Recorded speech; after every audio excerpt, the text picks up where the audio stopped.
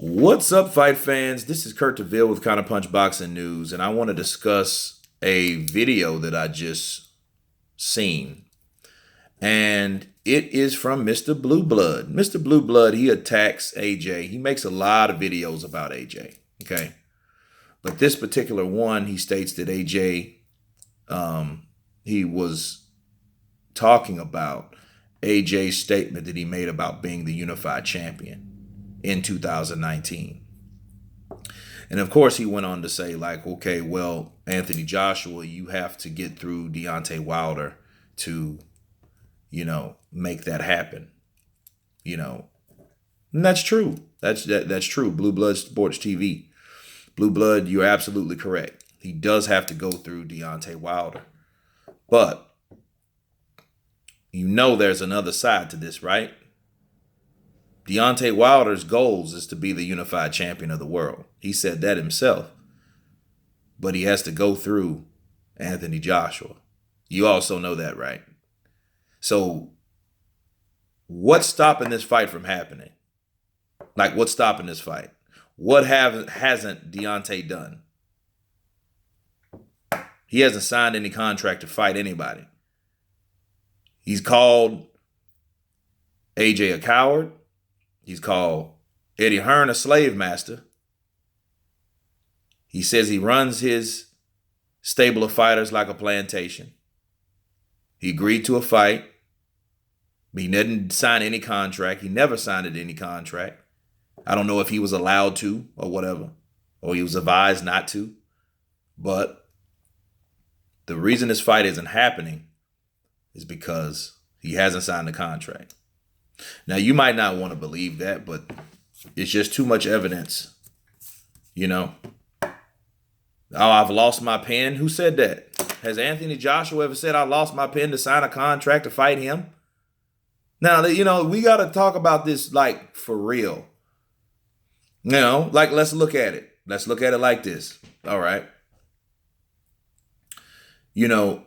Both of these guys say they want to be unified. They have to fight each other. You know that, right? Okay, so if Joshua was saying the same things Deontay Wilder was saying, what would people think if he was in that same position? If he had one belt? If Joshua had the now, let's say Joshua had the WBC belt and Deontay Wilder had the WBO, the IBA, the WBO, the WBA, and the IBF. And he was the biggest heavyweight draw in boxing from America, right? From Alabama. Roll Tide. If he had that and he was selling out Texas Stadium, Staples Center, Caesars Palace, Mandalay Bay, Madison Square Garden, he was selling these places out, right? Like Josh was doing in Wembley, 80,000. Forget 5,000, right? Bump all that. How about 80,000, 90,000? And then you got a guy in England with the WBC belt. He has that last piece of that puzzle. He has that last piece of that puzzle, and he's saying, no, I don't want $12 million. But his last fight was at $2 million. I want a percentage split. But who's he fought?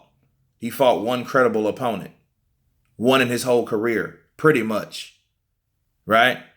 He might have 2 or 3 other decent wins. Right?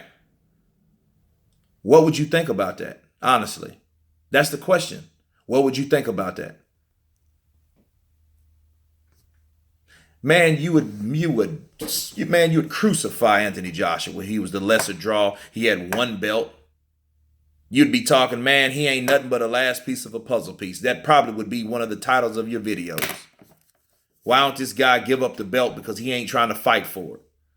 He's just trying to hold it hostage in the UK. And we need that belt to become the undisputed heavyweight American champion, American black champion of the world.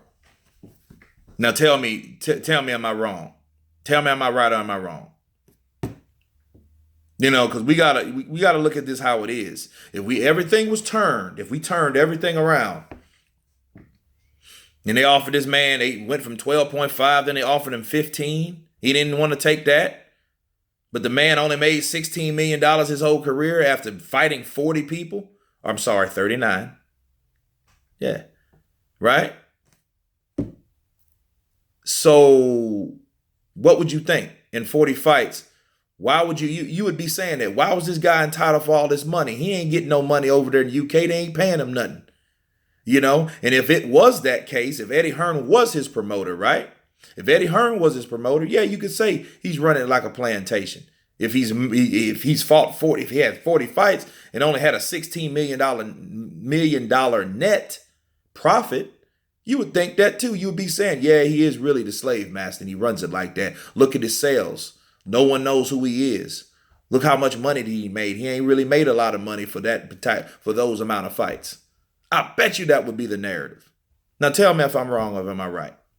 But anyway, I had to counterpunch that because I hear videos from members of the LBDBC and I don't dislike them, any of them. You know what I mean? I have nothing against any of those guys. But I know when you hear bias shit, you got to call it out on it. That's what we do. We counterpunch it.